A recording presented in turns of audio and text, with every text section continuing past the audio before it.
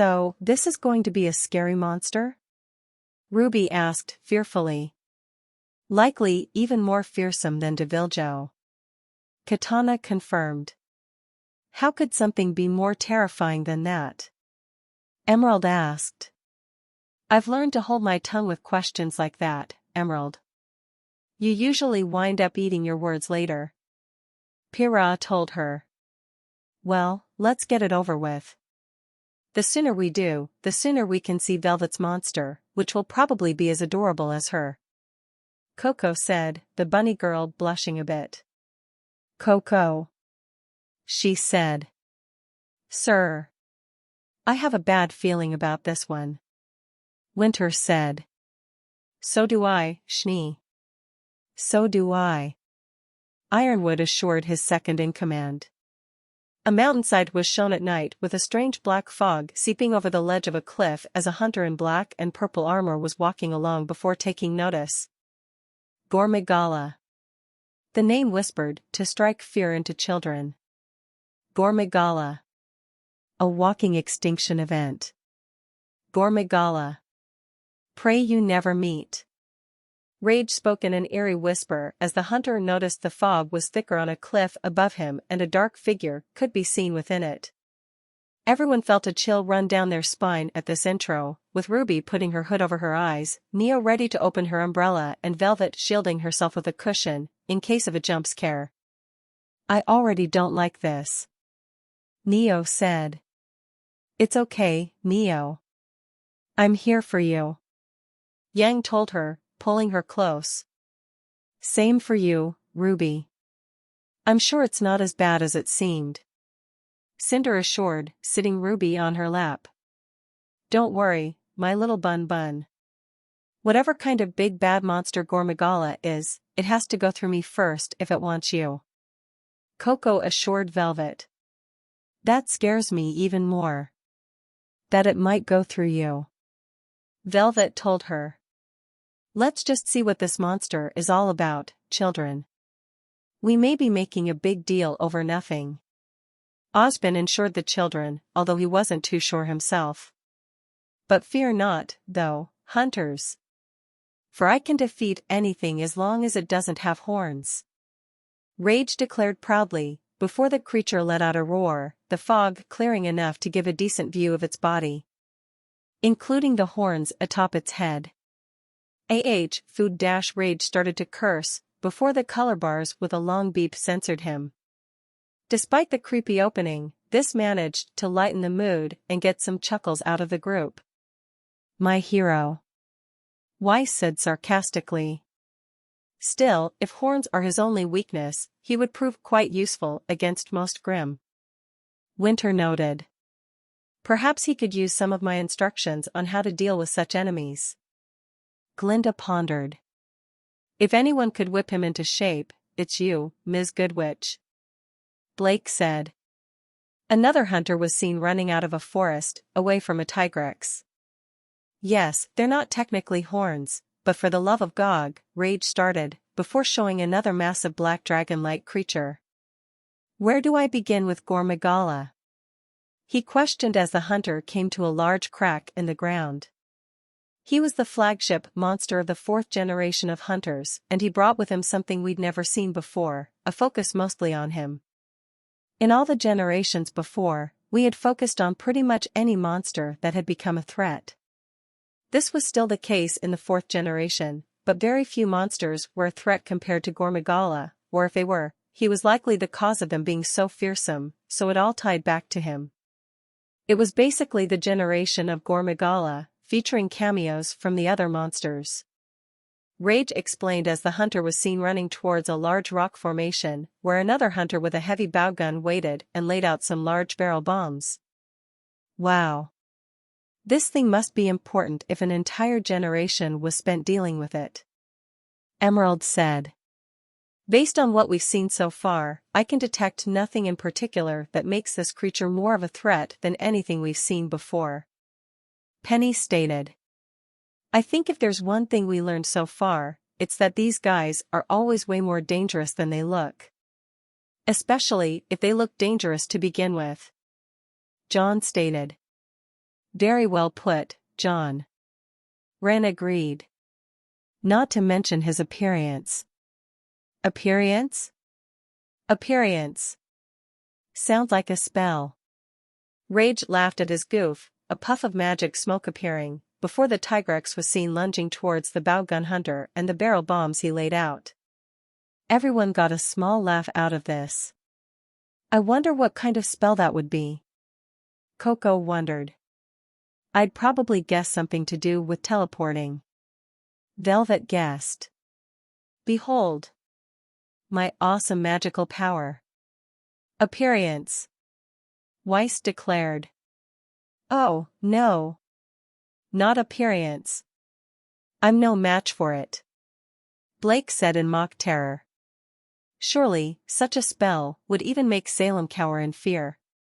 Winter joked. Not to mention his appearance, right? Pretty good. 9 out of 10, would, mount. Rage began, only to break out into laughter again. He is sleek, shiny black shell covering every inch. He looks almost not real, alien, unlike anything before him. The bulk, but still aliveness that makes him incredibly deadly, fast and strong. He has no visible eyes, incredibly poor eyesight, in fact. There's something about him that's just not quite right. Definitely in the top 3 monsters you don't want to meet in a dark alleyway. Rage listed as Gore Magala finally showed itself and dropped down on the Tigrex, appearing to have pressed down with its foot and snapped the flying wyvern's neck, before roaring in victory as a post-it note appeared from the left top corner of the screen with the 3 monsters you don't want to meet in the dark alleyway: 1. Gore Magala, 2. Kazu and 3. Bullfango. While technically all these monsters are aliens to us, Gore Magala does look like it's from another world. Coco pointed out. I don't know. I think that thing could definitely pass for a Grimm. Velvet told her leader. And do you see the size of those hands on its wings? I bet he can beat Young at arm wrestling. RWBY declared. Hey. Yang protested. Probably because its massive arms will throw her around like Hulk did to Loki. Emerald declared, getting giggles and chuckles out of everyone except Yang, who pouted. Come on, Yang. It is a little funny. And just imagine you flying Loki around instead. Neo told her, a smile quickly coming back to Yang's face. That's a pretty good list of monsters I'd rather not run into, though. Crow noted. Indeed. But what is this Bullfango? Ironwood asked. A Borbatusk that's as tall as you. Katana said, leaving them all shocked and disturbed. They don't have a rolling attack, though, but they make up for that by attacking hunters when they're already dealing with larger monsters. It'd be like if you were fighting Hazel and a goose attacked you out of nowhere. She explained. This calmed some of them down while confusing others. They attack hunters while dealing with giant monsters, which probably eat them. What's wrong with those psychobores? He has incredibly muscled wings, ending in clawed, prehensile hands that allow him to do some quite dexterous feats, such as gingerly popping your head open. He is very intelligent, able to learn and develop new strategies on the fly and brings them to bear in combat. Hell, he even learned he can just play dead and walk away from situations where his untapped fury is not instantly winning him the day. Rage explained as the Gore Magala changed its focus from the Tigrex to the hunters. That is actually quite impressive. Playing dead is a surprisingly effective strategy against most other animals and even humans without the knowledge that they're capable of doing so. Penny stated. Yep. Gypsyros does it, too, but way worse.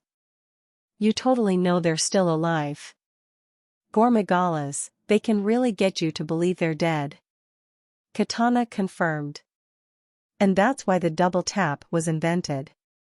Pyrrha stated, making a finger gun and making it seem like she shot it twice. But look, based on everything that I've told you so far and the fact that in terms of power level, he's like Apex-ish, you know? Diablos would give him a good fight, though he'd probably win, but around there. You might be thinking, how is this guy such a yeah. He's unique, he's cool, but, can he really be that bad, like the biggest threat of the entire generation? I feel like you've hyped him up. Rage stated as a hunter with a staff-like weapon used the staff to vault into the air, spinning it above his head like a helicopter blade and prepared to strike the Gore Magala with it. Yeah, you kinda hit the nail on the head. He's cool, but he's not all that. Nora said. Why do I have a feeling we'll all regret her saying that? Winter asked. Well, the thing is, Gore Magala's most deadly weapon is, terrifying. You see, Gore Magala is a necromancer. Rage explained as the battle between the hunter and the Gore Magala faded to black, opening in on a pack of reddish-orange, black-spotted raptors radiating with familiar black smoke stood over a defeated Xenogre, the largest one preparing to take a bite, before the Xenogre suddenly lunged at it with a terrifying spike in the music, before everything went black once again and Rage let out an evil laugh. Then a group of obvious villains was shown laughing evilly. Eep! Ruby cried, pulling her hood over her face to hide her eyes from the horror. I don't want to watch this anymore, turn it off. She pleaded. Come on, Rubes. Isn't it better than seeing those things eat Xenogre? Yang asked her sister, who lifted her hood and nodded a bit. So, what do you call those, then? Ironwood asked. The smaller ones are called Iapri and they're led by the larger one, known as the Iadrome. They live in swamps and volcanic regions. If Carden were here, that's what I'd give him for a monster, since the Io raptors are venomous and he's fucking toxic. Katana said, growling at the thought of Team CRDL's leader. 1. Come now, Katana. True, Mr. Winchester isn't our most honorable student, but he hardly deserves such ridicule and shaming when he's not even here to defend himself. Ojpin said. Oh, really? Just like how Velvet hardly deserves to have her ears yanked on. Or Faunus in general deserve all the put-downs he gives them? Seriously, are you just that unaware, or do you let him get away with this stuff? She questioned as she showed the clip of Carden yanking Velvet's ears, or when he claimed it was easier to train a soldier than an animal. Really, Oz? You're letting that kid be a huntsman? Crow questioned. Agreed. Even in Atlas, we have a zero-tolerance policy towards such kind of behavior and students are regularly expelled for it. Ironwood said. Excellent idea, James. When we return, I will most certainly be calling for at least Carden's expulsion, if not his whole team's. And I won't hear any of your excuse that they're still children. Glinda snapped, Ojpin staying silent and thinking about how much he could truly tolerate from his students. 2. In all seriousness, though, introducing the frenzy virus, the most deadly and terrifying natural defense, I would say, ever. You remember I said old Gore can't see very well, bless him. But he does have 2 antennae, folded against his head or erect with purple glow-white tips, while enraged, see? They're not quite horns. Well, these antennae let him interact with the world in a more precise way than blurry. I forgot my glasses, where are my glasses, vision? Rage explained as the clip from the beginning when Gore was first shown was seen, the creature leaping off its higher ledge, next to and past the hunter, knocking him down by the wind it produced from rushing by. And he does this by scattering tiny little hairs and scales in the air and then spreading them throughout his environment with his wings. They will settle on, well, everything, painting him a picture. If it settles on another living thing, another monster, well then the antennae can pick that up and it gives him an almost predator heat vision-like sense of his immediate location. Rage told of the finer details of Gore's most vital ability and sense as the beast turned to face the hunter, shedding so many hairs and scales that it began to darken the area, starting to block out the sun as it roared in fury. Amazing. Some faunus have heat vision, but I don't think any of us have something quite like that. Blake said. But, how can scales and hairs make zombies? That doesn't make any sense. Neo scoffed at the idea. If Rage is good at one thing, it's how he makes something seems unimportant or minor while he builds up to something major. Winter warned the former mute. The fight between Zinogre and the RWBY group was shown once again. Zinogre, no. Leave him alone, you big meanies. RWBY snapped at the raptors. It's alright, RWBY. You saw for yourself, it gets its revenge. Venomous and pack hunters. Truly a deadly combination. Multiple claws bites from different directions, each one delivering toxins to the body. That is a fight I believe I would stay in the air for. Penny stated. Well, thank you for that, troubling image Penny. Ironwood said, feeling a bit ill at the idea of taking multiple bites and being filled with deadly poison by each one. They're actually not that bad. I think they know with smaller targets like humans that they'd get in each other's way if they all went in at once, so they only go in 2, maybe 3 at a time, so you have a better chance of dealing with them than that Zinogre would. That and you guys are all, at minimum, 3 times faster than these guys, and most of you have guys or ranged weapons, so you should have no problem staying out of their reach and picking them off from a distance, Katana assured them, making them calm down. I need to get a ranged weapon. John said worriedly. 3. We'll think of something, John. Pyrrha assured him. But, the problem, the slight side effects, if another monster breathes in these hairs and scales, well, they get infected with the frenzy virus and after a little bit of an incubation period, from minutes to, well, days, haha. They, appear to sort of just die. But then, well, they come back. It's very zombie-esque. And once they come back, they get a little bit of a purple hue, their skin darkens, they start emanating this plague-like substance themselves, they get red, evil eyes and oh. They go absolutely fucking badass shit, crazy, mental, psychopath rampage.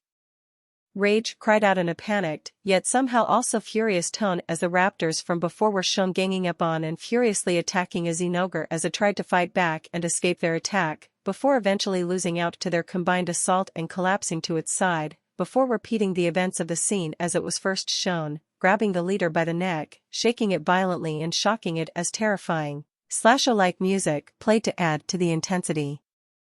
Everyone was freaked out by the Zinogre getting up and raging furiously, and the music certainly didn't help. Holy crap. The Zinogre was barely holding its own at first, now it's dominating. Crow said in shock. And it seemed dead to rights, but now it's back up and stronger than ever. Weiss said fearfully. It's unreal. Emerald said. On a good day. And do not stop until a few days later after a good bit of killing everything in sight, they get a little bit tuckered out and drop dead. Rage declared happily at first, but very quickly changing to ominously at the end, aided by an intimidating echo to emphasize his serious tone as the Zinogre was again seen grabbing the leader of the raptors in its jaws and swinging it around, knocking away all the smaller ones, before finally tossing the leader away. He beat those motherfuckers with another motherfucker. Nora cried out. Miss Valkyrie. Glinda snapped. Well. She wasn't wrong. Ozpin admitted. Amazingly, however, the leader somehow managed to survive its neck being chomped down on by a massive wolf monster and used for a rag doll, as it began to get back up. Oh, man. This Zinogre's really tough, Gaia. Rage spoke in a high-pitched voice, clearly meant to be speaking as the raptor leader, before it was suddenly kicked in the face by one of the smaller raptors. What are you doing? What are you doing, guys? We gotta get up. We gotta get him. Why?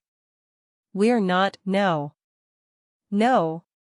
Awa dash. The raptor cried out, its voice fading out towards as its back descended upon it and began to cannibalize it. I can't watch. Ruby cried out, clinging tightly to Cinder as everyone else also held on to their respective cuddle partner in fear. That's like something out my worst nightmare, John said.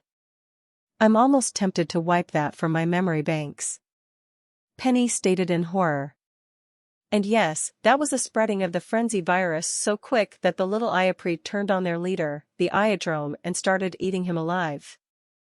Ha ha. Isn't nature beautiful? Rage asked as the scene was shown one final time. Not right now. Everyone except Katana shouted. Now, this problem is further compounded by the fact that the frenzy virus bestows a few benefits on those infected.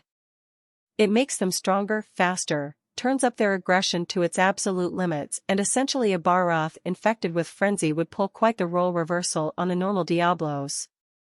Rage went over the effects of the virus as a hunter with a lance was seen jabbing at a flying Gore Magala in a grassy plain, before a desert was shown as a Diablos burst from the ground with a poor Barroth trapped under its horns, before everything reversed and the Barroth was standing on the ground like nothing happened. Oh, lovely. So now the monsters that aren't even that much trouble become threats, Coco said sarcastically. And what about the ones that are already threats? Velvet asked worriedly. And most importantly, what about the elder dragons? Blake asked as well, everyone becoming horrified again. For Velvet's question, you're getting ahead of us, Bun Bun. Pull back a little bit. As for the elder dragons, you'll be happy to know that they're immune to the virus, Katana explained, putting everyone at ease. It does make the host more susceptible to damage, so it's got that going for it. Oh, and, all of the affected monsters' attacks also spread more virus. So a trickle becomes a flood in very, very little time. You see how everything gets wiped out around a Gore Magala? They are devastating. Rage spoke of just how much of a plague the frenzy virus was as the hunter and his palicos were all knocked down by the beast, before everything went black. So fear the Gore Magala. Its wings, a shadow of death upon the land. Its shadow, a blight so virulent that all should flee.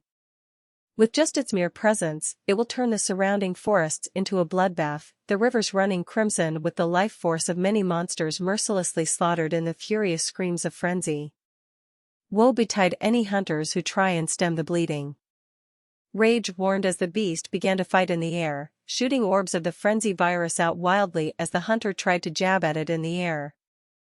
I'd rather avoid the woe, thank you very much, Neo declared.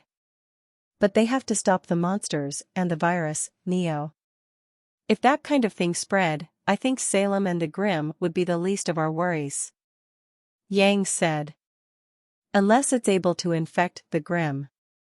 And the Grim powered up by such a virus.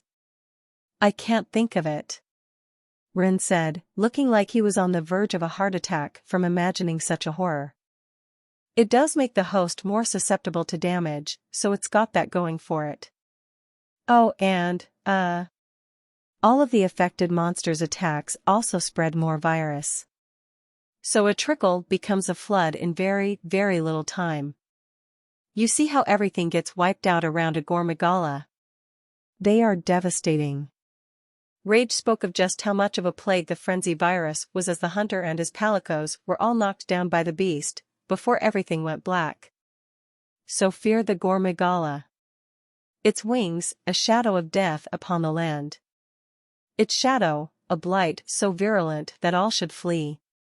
With just its mere presence, it will turn the surrounding forests into a bloodbath, the rivers running crimson with the life force of many monsters mercilessly slaughtered in the furious screams of frenzy. Woe betide any hunters who try and stem the bleeding.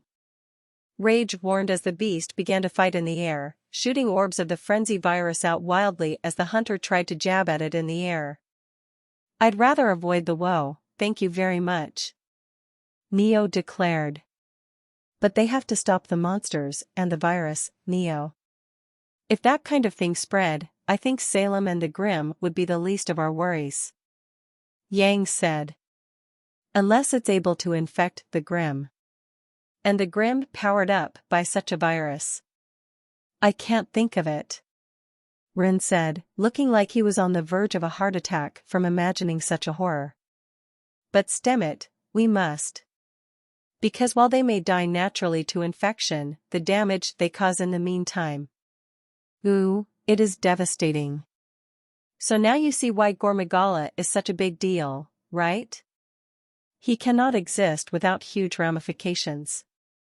There's a reason it took most of a generation. We had to discover frenzied monsters and had to discover their source. Eventually we found the Magala and we had a reckoning.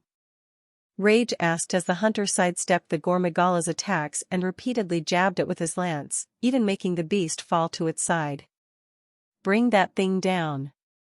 Everyone, Katana included this time, shouted all together in encouragement for the hunter. But now, I know what you must be thinking, hunters? Humans? Infected with virus? Yes. Well, yes. If you get hit by Gore Magala's breath attacks, which are hugely potent clouds of the virus, or indeed just his swipes from his muscled winged claws, I wish I had muscled winged claws, you will get infected, but in humans/hunters, it has a very different result. You will notice a purple hue to your skin and black fog around your body, which will become more intense over time. This is the incubation period. You can either let it happen or try and slow it down with nullberries, but if the incubation completes, you will become infected. You will take extra damage from frenzy-based attacks and you will lose the ability to heal naturally. It's quite nasty. Rage explained as the hunter was pelted by several balls of concentrated frenzy virus, as well as a few swipes from the beast's claws. Oh, come on. The monsters get bigger, faster and stronger, but we take more damage. No fair. Coco whined. So, this virus does nothing but make everything completely terrible for humanity? Cinder questioned. That's essentially what I've gathered. Para agreed. However, if you give in to the frenzy and attack again, you can actually master it, take control of the virus and turn it into a positive, giving yourself a boost in speed, strength and durability should you get enough adrenaline pumping through your system before the virus finishes incubating, which is really neat, right? Rage spoke of the benefits the virus could have to a hunter as the Gore Magala flew low to the ground, knocking down the hunter, who quickly got back up and attacked the beast as it landed, managing to switch the situation and bring it down to its knees. Wow. That almost sounds worth getting infected. You just have to go wild on the monster and attack like crazy. John said a bit hopeful. Yeah. That's our specialty. Nora declared, raising her arm into the air along with Yang. Still, taking more damage and not being able to heal. What if that even applies to our aura? Blake asked worriedly, that question sending a wave of dread over everyone. And more importantly, what if that doesn't just apply to hunters? Ironwood questioned, everyone's eyes widening in shock and horror. But are humans unique in this? Well, funny you should ask about that. Rage laughed in a manner like he was trying to avoid the topic or work his way around it, the image of a man sweating faster than should be possible being shown as Rage took a deep breath. No. He declared almost instantly after his deep breath as the desert could be seen where a hermitor ducked down for cover under its shell while a hunter and his palico watched a massive swarm of flying wyverns fly over them. You see, various powerful monsters have individuals of strong mind and will who also master the virus, your Rajangs, your Deviljos, your Diablos, your Ceregioses and, well, they turn into apex monsters. He declared as images of Rajang, Deviljo, Diablos and a new creature they hadn't seen yet was shown, but it looked vicious with sharp-looking scales and a serrated horn. Well, there's your answer, bunny girl. Happy now? Emerald asked with a small glare. It's not her fault. She was just worried. Clearly, with good reason. Ren stated, pointing to the screen. RWBY lightened up a bit, however. That last one looks cool, though. Will we see that one, soon?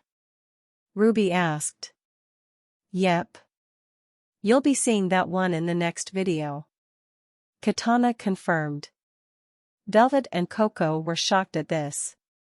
The next video would be Velvet's monster.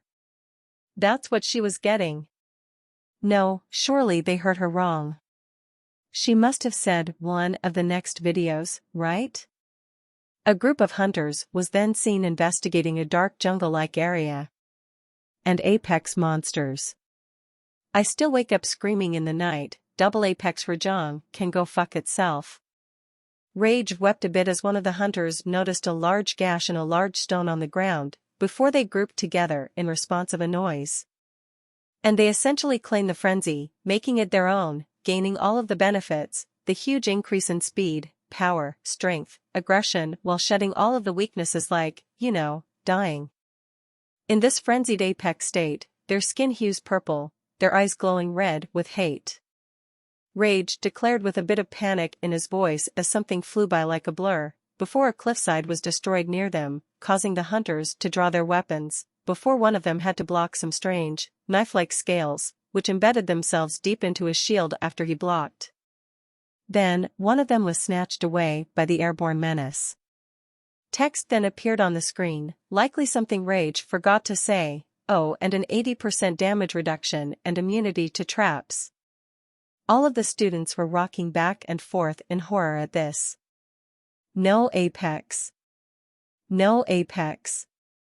Many of them were mumbling. The adults weren't that far off either, Oshpin clutching his cane so hard it was threatening to crack, and Winter and Glinda were subconsciously holding Crow and Ironwood's hands respectively. The strengthening it gives them means that even weapons with mind's eye, even the sharpest of blades, get turned away from their thickened scales. So, you need a way to fight these beasts. They're quite a problem for the guild, as they are absolutely dominating. What an apex monster will do is slaughter every other one of its kind in the immediate area, then slaughter every other living thing and claim an empire of bones, of which it rules utterly.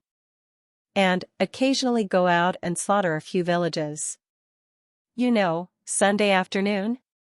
Rage explained as the hunter who was snatched from the group was suddenly thrown back at them, the others checking on him before a mass of one of the Cerigio's creatures landed behind the group, eyes glowing red as it radiated the black mist, before everything went black.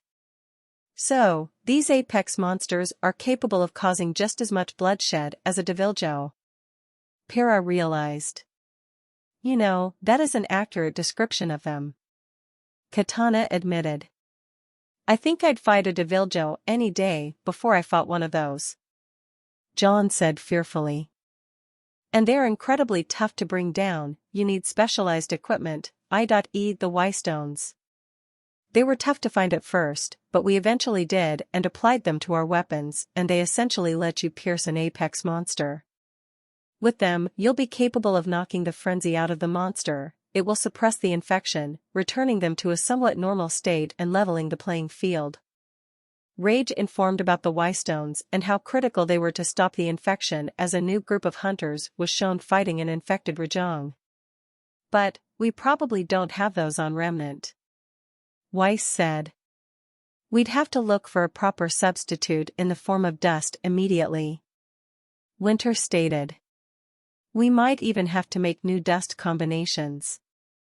Glinda added, thinking of any possibilities to replicate those Y-stones to keep the apex monsters away from her students. So, these apex monsters then, are they're essentially just super enhanced versions of what you might expect on top of the color change. It's like someone took a normal monster that you might know and injected it with the super soldier serum. Rage explained simply as the fight against the apex Rajang went on, nothing noteworthy happening, though. Suddenly, a clip was shown of a high school hallway, where someone opened up a folding chair and sat down in it. That someone revealed to be none other than Steve Rogers, Captain America. So, Steve began, the voice they know and love coming through. You got infected. He continued, although this time it was clearly Rage speaking over a muted Captain. It's It's Captain America. Ruby squealed happily. And lookin' hot as ever. Yang said with a purr. That is quite a clever tie-in. Penny noted with a giggle. So, already then, you can see why Gore Magala is so much of a big deal. But Gore Magalas are incredibly aggressive because they need a lot of prey. They're incredibly elusive because they need to survive, they are seldom seen. And why would they need to survive and eat a lot? Well, have you ever heard the story of the hungry caterpillar? Rage asked, a bit of a smirk audible in his tone as if he was getting ready for something big. Ooh, I like that one. Velvet said with a smile. A little caterpillar eats basically everything he comes across to grow and gain energy for when he goes into a cocoon and then turns into a butterfly. She explained with a smile. But, that makes Gore Magala the caterpillar. What's the butterfly? Blake asked worriedly, hugging Emerald out of fear. I don't think I want to know. Emerald said, hugging her back. Yup, that's not even his final form. Rage declared as a Gore Magala was seen fighting with the hunter in blue armor as it knocked down a large tent. Suddenly, a humanoid, lizard-like alien similar to Cooler was shown, looking quite shocked at this information. Everyone was shocked at this, unable to process what they just heard and were hoping they heard it wrong. What? James asked. He must be joking. There is no way something that powerful can become even more so. Glinda said in shock. I wish with all my heart you were right, Glinda. Unfortunately, that does not seem to be the case. Ashbin said worriedly. Oh, Gore Magala is a juvenile. A baby. Rage dropped the massive truth bomb as a secluded area of forest was shown. So the monster responsible for a virus that causes so much death, so much destruction, so much bloodshed, is only an infant? Winter cried out in horror. Damn, that's one dangerous baby. Crow said, stunned. If that thing's a baby, I can't even imagine what hideous monstrosity it's going to become. It has to be even worse than Val Hazak. Weiss said fearfully. And when he eats enough, he will return to Heaven's Mount, ascend high up to its peaks and molts into its adult form. Meet the Shagaru Magala. Rage announced as an epic choir vocalized while Gore Magala stood up, shifting a bit as its black carapace broke and fell off, giving way to a beautiful gold underneath it, its wing opening wide as it stood up proudly and roared, the shape of the wings, along with their brilliant golden glow, almost making the new creature look like a glimmering gold star. Everyone was shocked at this. It's beautiful. Weiss said in awe. So pretty. Ruby said in amazement. How could something as monstrous as Gore Magala become something so incredible? Glinda said. Oh, don't be fooled. It may be stunning compared to Gore, but it is every bit the same monster as its younger self. If not more. Katana warned them. Now a true elder dragon, its black scales transcending into beautiful, iridescent, glowing gold. Rage declared, before another very large monster appearing to be covered in gold was shown, letting out a gasp. No. No. Rage shut the creature down. Everyone looked at Katana. Kalftaroth.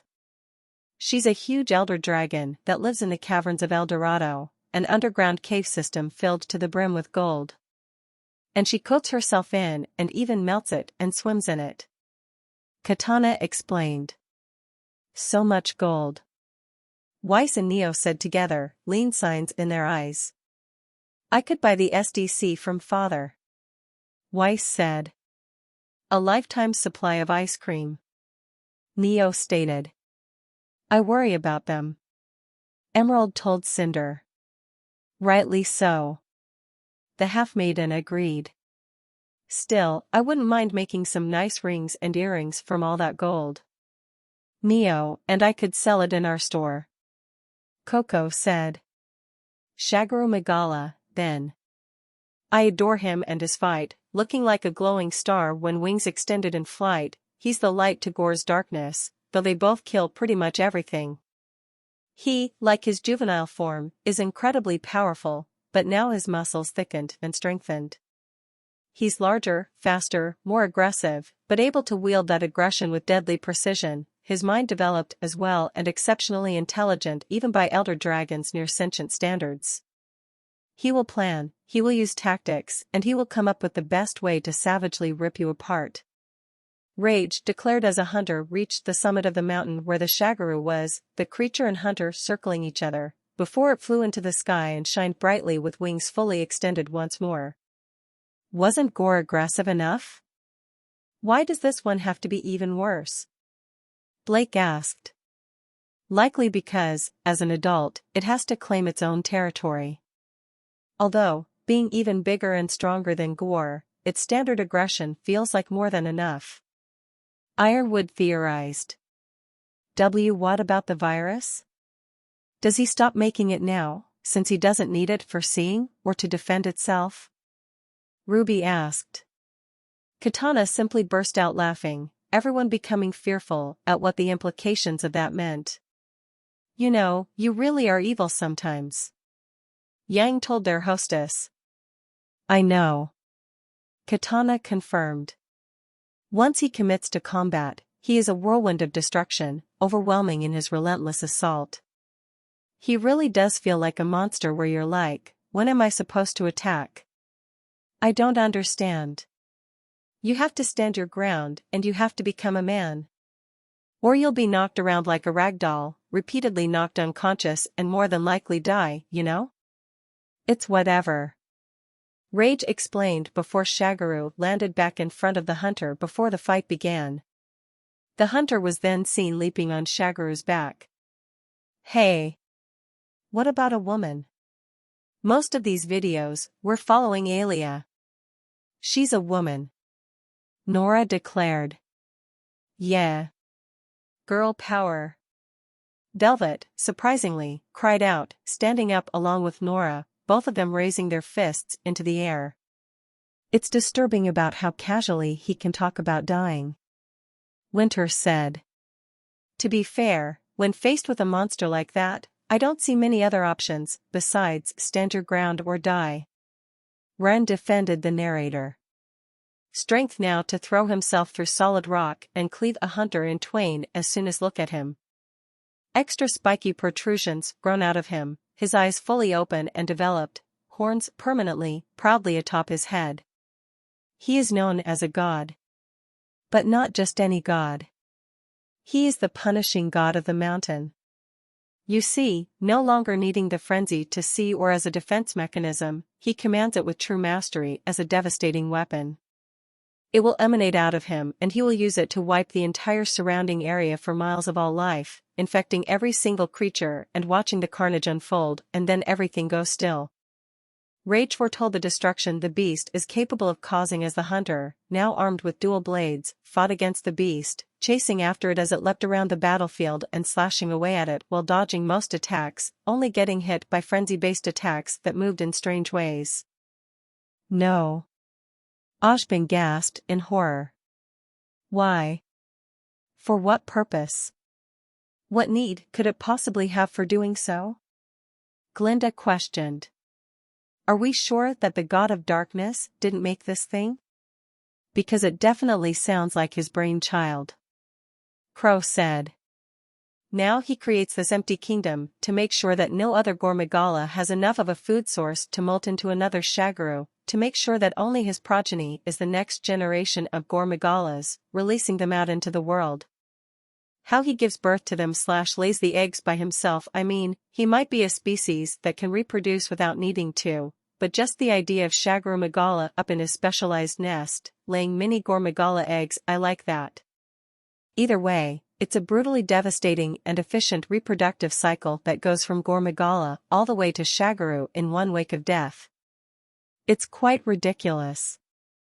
Rage explained the reason behind this creature's monstrous behavior as the hunter continued to attack the beast that kept leaping away and firing more frenzy attacks at the hunters, before taking to the skies. Killing everything.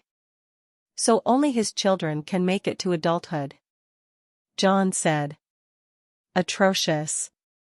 This creature is a true monster, possibly even evil, especially since it has sentient levels of intelligence. Nothing can justify the eradication of so much life. Para said, furiously. They must not be allowed to go that far. No creature has the right to end life at such an alarming rate. They must be stopped. Penny declared. With how dangerous they are, surely the guild must be on top of their population and containing their frenzy, right? Ren asked. They try, but sometimes they can only do so much. It's not like they know where every single Gore or Shagaru is out there. And they're smart, they know how to avoid people. For as hard as we try to ensure they can't complete their circle of life, they're just as determined, if not more, so, to complete that circle. Katana declared. He essentially fights, then, like a Gore Magala that's permanently enraged and turned up to 11. He's then, on top of that enraged state, pulsing with frenzy. He'll take to the sky and come cascading down with bone-crunching assaults. He will cause explosions of frenzy. He can decimate lesser elder dragons and everything else below that. Even the apex monsters don't want to go anywhere near a Shagaru Magala. Only 3 of them have ever been discovered, 2 have been slain by the hunters. Rage explained as the Shagaru began to dominate the hunters by using many of the moves Rage mentioned. That's good. At least they're mostly on top of things. Ironwood said. We would need scouts patrolling any areas suitable for a Gore Magala or Shagaru to live in and constantly be on the search for them. Manufacture any forms of dust we can to be used in place of the Y-stones and create and mass-produce some form of vaccine for the frenzy virus. Winter laid out her plan to handle the situation should the monster appear on Remnant. Wow. You came up with that real quick. Nora said, Weiss and Penny nodding.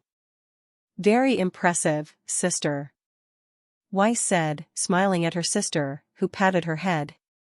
You see, slaying a Shagaru is of utmost importance, for he is a crisis situation.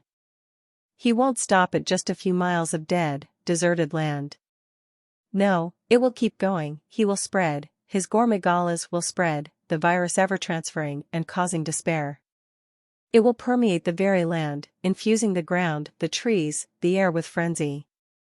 This frenzy will never go away, turning the area akin to nuclear wasteland where none must enter, and the only way to remove this infection is to slay the Shagaru responsible for generating it. And as such, the hunters.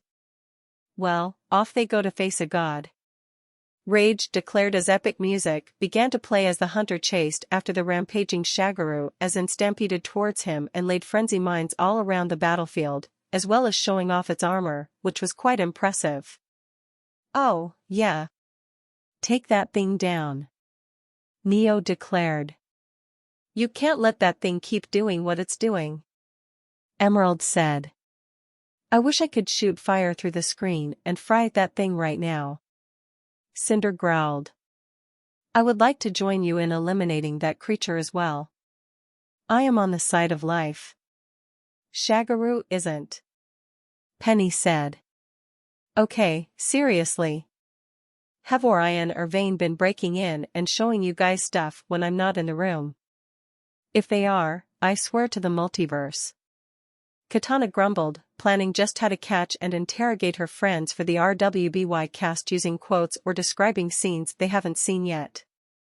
1. The final stop on this tale of darkness is chaotic Gore Magala, a horrific hybrid twixt Shagaru and its younger form.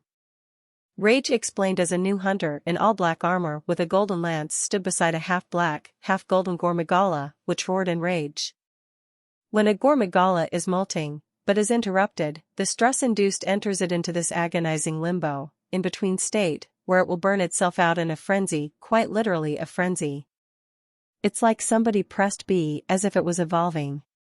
It has one half patterned with glittering gold, enlarged its wing and claw arm, the other half smaller, more regular Gore, its head meeting in the middle, brain torn between its 2 halves, its 2 drives. One, a proper horn, one eye large and overdeveloped, the other still a feeler, the other eye tiny and almost blind. He elaborated as the Gore Magala attacked somehow even more savagely than its other counterparts, spewing frenzy wildly and trying to slam down on the hunter and his teammates. I can't imagine a worse fate. It must be panicking in that state. With two different brains, there's no way it can process what's going on. Blake said. That's why I never press B when my pinchermen are evolving. RWBY declared. Yang rolled her eyes. You know that's not gonna happen in the game. She told her sister. Do I, Yang? Do I? RWBY demanded. Yes. Yang, John, and Winter told her.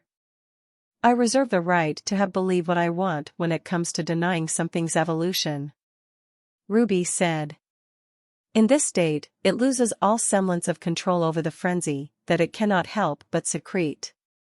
It will then immediately infect itself, gaining all the benefits, but this time, also the negatives. It will die eventually in this state, but it will cause absolute mayhem in the meanwhile and needs to be put down. A Gore Magala's frenzy state is a powerful thing. Essentially they're enraged, where they start using their wing arms to deadly effect, entering almost a six-legged mode, and start to really work those extra blades with deadly efficiency. Rage went into detail on the even sadder aspects of this Gore Magala as the fight raged on, the beast slamming down and breathing out explosions of frenzy, before a hunter mounted it. I don't know whether to feel bad for it or be even more terrified. John said. I feel bad for it. Velvet said. Can't say I feel the same. Coco admitted. I'd say it's better to feel for the beast, but I find it quite hard to do so, given the destruction it can cause. Ojpin said. To me, it just seems like one more reason to put it down as fast as you can. So you can end both its suffering and the suffering it causes, all at once. Ren stated. Chaotic Gore Magalas then are, well, quite the freak of nature. Imagine half molting. Imagine a caterpillar becoming half butterfly, half caterpillar. It really is something that should not be. It's also classed as a triple question mark. They just looked at it and went, I don't know. Look at that thing. What? How? And that really is all there is to it. A sad Gore Magala in pain, infected by its own frenzy and unable to do anything but mindlessly destroy, still spreading the frenzy, but like any poor infected monster. It's definitely more aggressive, but it's sloppier, it missteps, it's a little bit all over the place, it's not got full control over its body.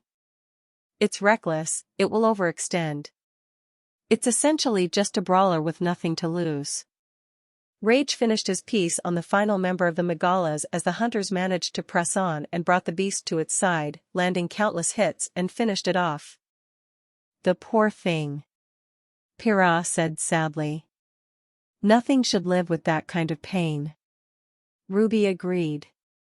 Without its proper control, this thing might be even more dangerous than Shagaru. It has to be put down. Ironwood declared. I can't believe I'm saying this, but I'm with you on that one, Jimmy. You ever see one of those things? We're going on a hunting trip. Crow said. I'd welcome the help. Know that I'd come to aid you if you encountered one as well. Ironwood stated. It's incredible how mutual hatred can bring people together. Glinda said, a bit surprised the former drunk and the general were actually on the same page for once. I'm just wondering how it can be classified as 3 question marks. Isn't that what the Elder Dragon class is for when something doesn't fit into any other class? Emerald asked, everyone else shrugging. So, thoughts? Katana asked. Terrifying. Team RWBY cried out together, hugging each other fearfully. That virus just should not exist. John said, the rest of his team nodding as they, too, were huddled together, embracing each other. I have calculated the odds. Life would simply be unsustainable on Remnant with those creatures around. Penny said, clinging to Winter a bit, who stroked her hair. Yeah, I'd be perfectly fine never seeing one of those again. Emerald agreed as she and Neo hid behind Cinder, who was holding her flaming hands towards the screen, as if preparing to ward off a Gore Magala if it jumped through the projection. That thing might as well be Salem in monster form. Cinder declared. I just realized something. Most of these monsters are like animals, right? Ren asked, sounding a bit nervous. Yes. Pyrrha confirmed, wondering where her teammate was going with this. And the virus makes them go rabid and kill everything in sight, including cannibalizing their own kind. Ren continued, nervousness turning to dread. Yeah. Weiss admitted, starting to become nervous as well for what Ren was thinking. Wouldn't that mean since faunas have the characteristics of animals, they might go crazy and be just as vicious if they caught the frenzy virus? Ren asked, dread now turned to fear. Both faunas in the room froze stiff, as they saw flashes of their kind rampaging through the streets with glowing red eyes and snarling teeth like mad dogs. And they were not the only ones thinking this. Dear God. Tyrion infected with the virus. Cinder said in horror.